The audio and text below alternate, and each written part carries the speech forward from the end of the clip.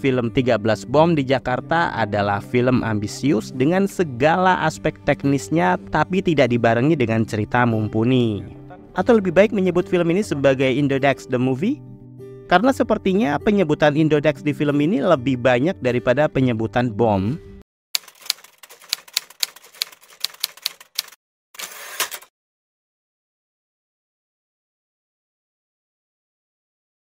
Ada 13 bom yang sudah kami sebar di Santero Kota Jakarta. Salam sinema, sahabat sinemalogi. 13 Bom di Jakarta adalah film aksi yang disutradarai Angga Dwi Mas Sasongko. Film ini dibintangi Chico Kurniawan, Ardhito Pramono, Lutesha, Rio Dewanto, Putri Ayudhya, Ganindra Bimo, Niken Anjani, Rukman Rosadi, Muhammad Khan, Andri Masadi, dan lain-lain. 13 Bom di Jakarta bercerita tentang ancaman 13 bom dari kelompok teroris yang dipimpin Arok diperankan Rio Dewanto. Satu bom akan diledakkan setiap 8 jam. Pengeboman ini akan berhenti setelah para teroris berhasil memenuhi tujuan utama mereka.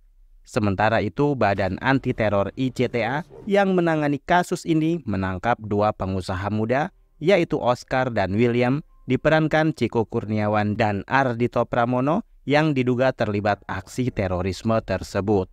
Tapi ternyata semua tidak sesederhana itu. Apalagi ada pengkhianat dalam Badan Anti Teror.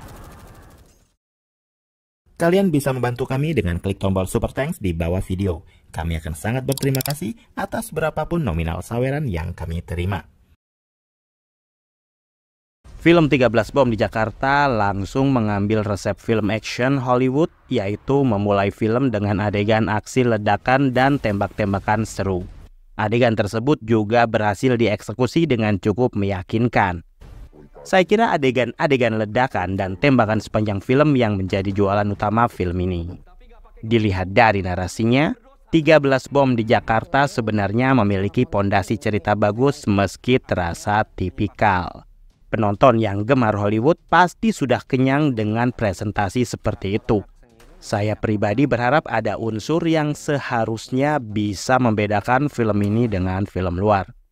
Untunglah Angga Dwi Mas Sasongko selaku sutradara berhasil menjaga ketegangan yang intens sepanjang durasi film 2 jam lebih ini. Intensitas teror yang dihadirkan oleh kelompok Arok serta usaha Badan ICTA untuk menghentikannya begitu konsisten sejak awal hingga akhir.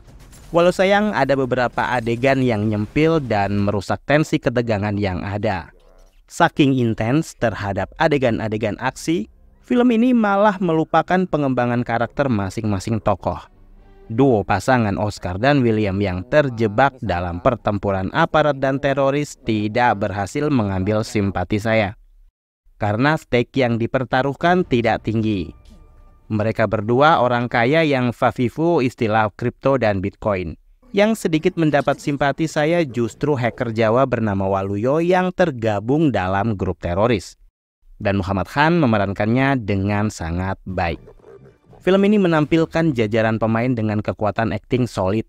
Penampilan Rio Dewanto, Chico Kurniawan, Putri Ayudhya, Ganindra Bimo, Niken Anjani hingga Rukman Rosadi sanggup menyajikan performa juara. Rio Dewanto mampu memberikan intimidasi yang cukup nyata di film ini. Chico Kurniawan juga berhasil menampilkan sosok geek IT tanpa celah.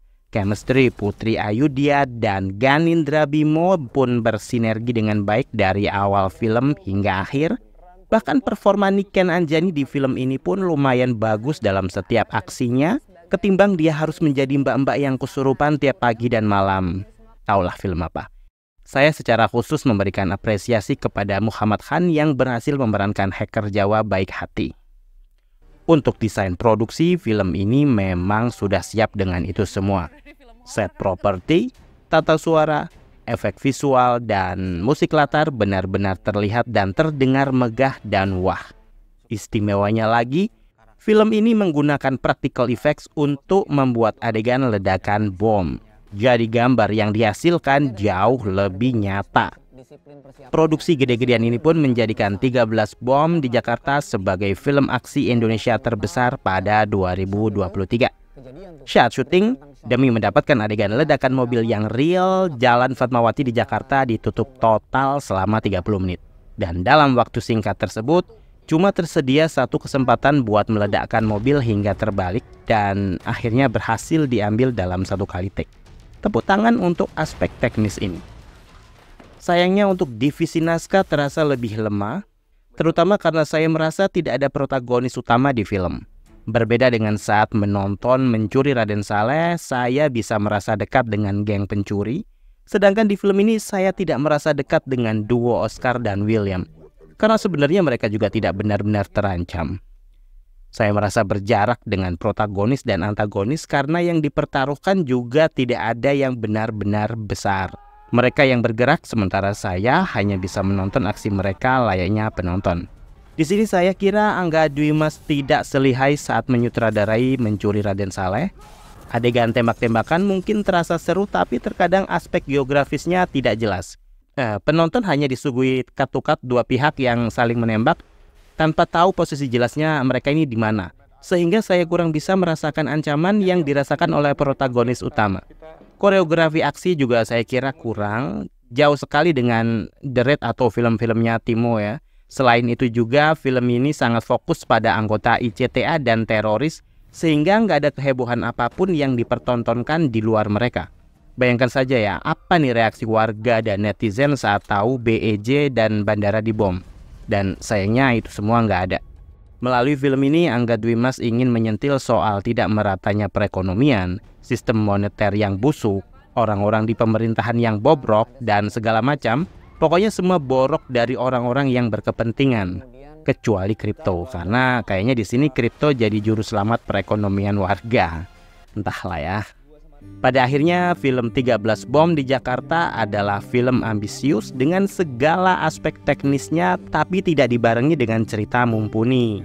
Atau lebih baik menyebut film ini sebagai Indodax the Movie? Karena sepertinya penyebutan Indodax di film ini lebih banyak daripada penyebutan bom. Dan ada fun fact kecil, yaitu di film Mencuri Raden Saleh, Angga Dwi Mas Sasongko memakai aplikasi pintu dalam filmnya. Sekarang Indodax di film ini. Mungkin film dia berikutnya akan memakai toko kripto dalam film. Para kripto bro akan dimanjakan lagi nih.